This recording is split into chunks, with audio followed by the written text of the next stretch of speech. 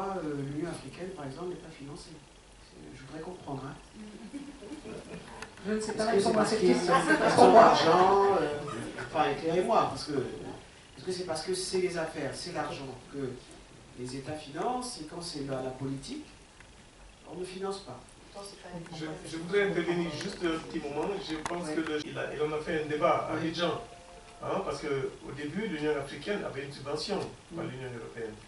Hein, ils ont demandé maintenant au chef d'État africain de bien vouloir accepter de mettre la main dans la poche. Donc, pour qu'ils puissent quand même prendre en main leur propre responsabilité. Je pense que c'est ce qui va y arriver. D'autres questions dans la salle?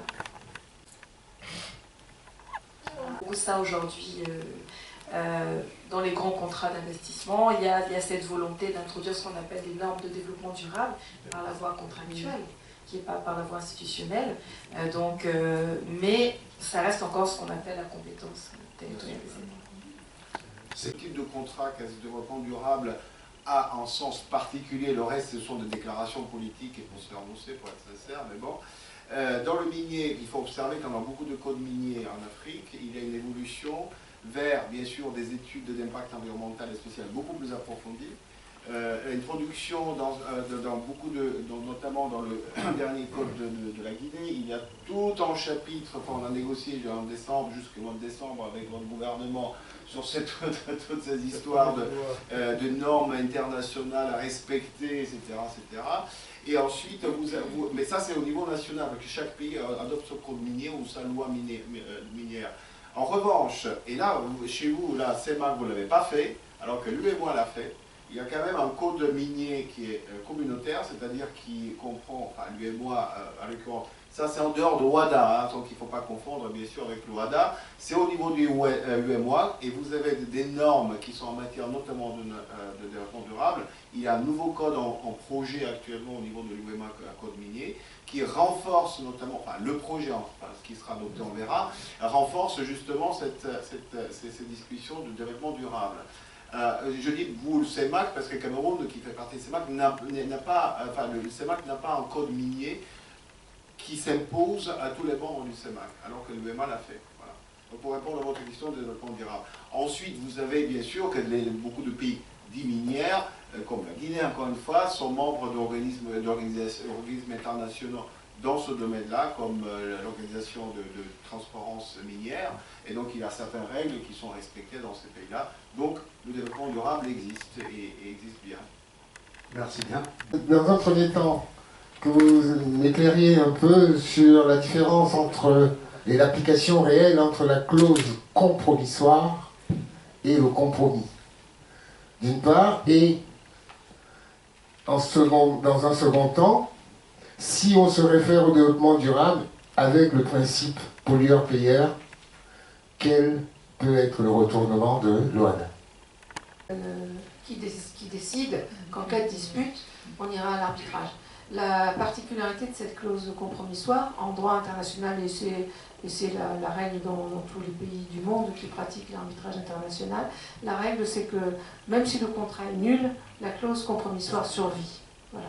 Et le compromis d'arbitrage, parfois on dit ça, on dit plutôt compromis d'arbitrage quand le litige est déjà né, qu'il y a déjà eu la dispute est engagée, et à un moment donné on dit bon allez on va arrêter, on va faire un compromis d'arbitrage, on donne à un arbitre et on exécutera ce qu'il décidera. Généralement la clause compromissoire elle est intéressante, d'abord parce qu'il n'y a pas 3 degrés de juridiction, il n'y a qu'une seule décision. Après, on peut toujours dire que les arbitres ont mal jugé, ou qu'il y a eu un problème, et aller devant les juridictions d'annulation. Mais c'est très particulier.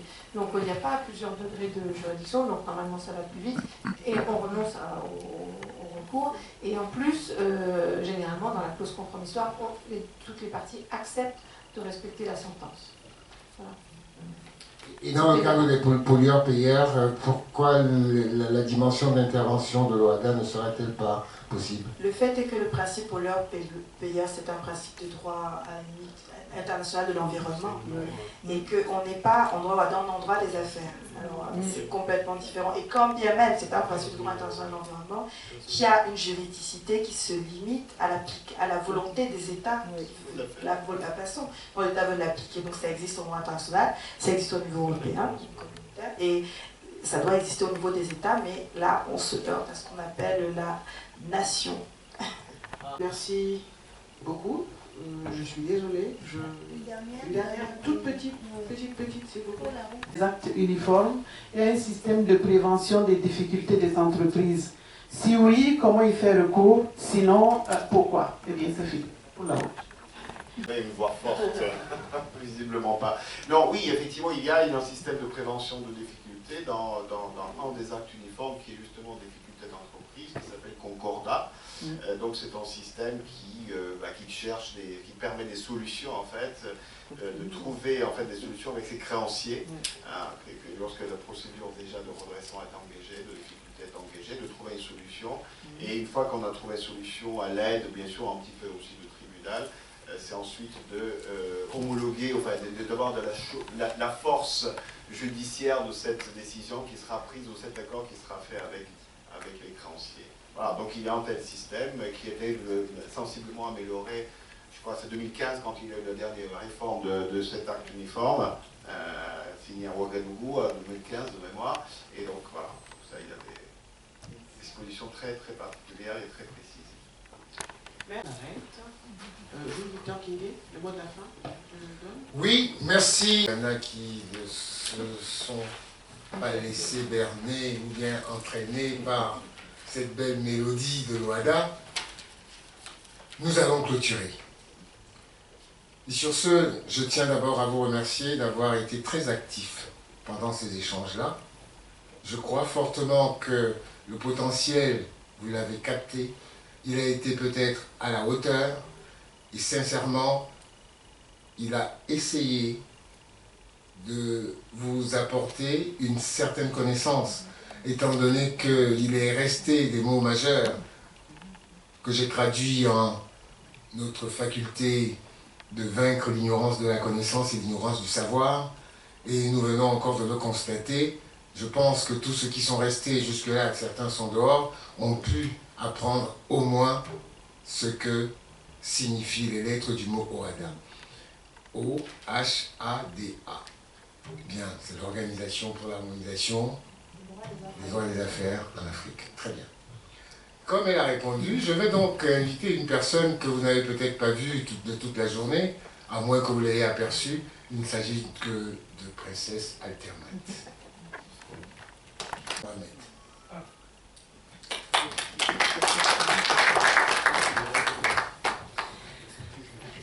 Merci beaucoup. Merci maître. Merci d'être venu. C'est la deuxième fois que ce thème de l'OHADA revient parce qu'il y a vraiment un réel besoin.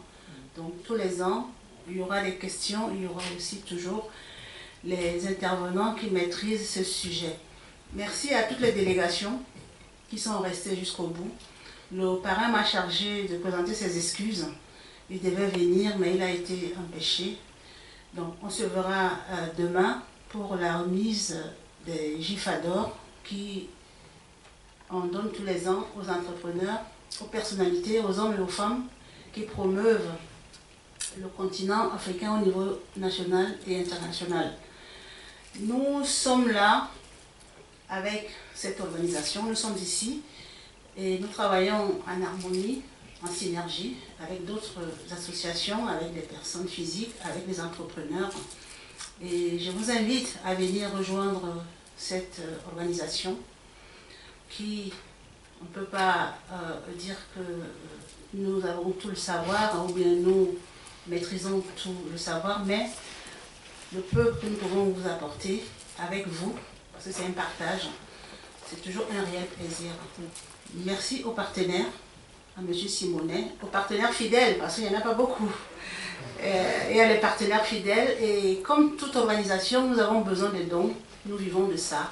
Nous n'avons pas de subvention, nous avons besoin de votre aide physique, nous avons besoin de votre participation. Par exemple, tous ces panélistes qui sont passés, ils n'ont pas été payés. C'est aussi une façon d'apporter aussi leur apport pour que la maison tienne toujours. Donc chacun peut apporter quelque chose à son niveau. Vous pouvez être panéliste et puis aussi donateur, hein, pourquoi pas, n'est-ce pas, maître? Donc nous sommes là Et c'est un réel plaisir que je vous redonne rendez-vous. Comme chaque année, le deuxième week-end du mois de juin se tient les fêtes des fins. Donc, notez dans vos agendas pour 2018. Mais 2017 continue. Demain, la remise de GIFA d'or. Et dimanche, nous allons aussi honorer ces Africains qui ont donné leur vie pour la France, que j'appelle les tirailleurs africains. Et cette année, on va honorer les tirailleurs burkinabés. Très peu de gens le savent, mais il y a eu beaucoup de Burkinabés qui ont participé à la guerre de 14-18 et 39-45. C'est une façon aussi de rendre hommage. Ça se passera sous l'Arc de Triomphe dimanche à 17h45. Ceux qui ont le temps, venez. Et je profite aussi de l'occasion parce que tous les ans, on a un parrain et une marraine. Donc cette année, c'était comme toujours le parrain M. Compaoré. Et on a invité un deuxième parrain, M. Soro, qui n'a pas pu venir vu son emploi du temps et la situation de la Côte d'Ivoire. Donc je vais vous présenter, j'ai cet honneur-là, peut-être que je vais laisser ça à JV, de vous présenter le parrain 2018. Donc je vous dis à très très bientôt. Merci.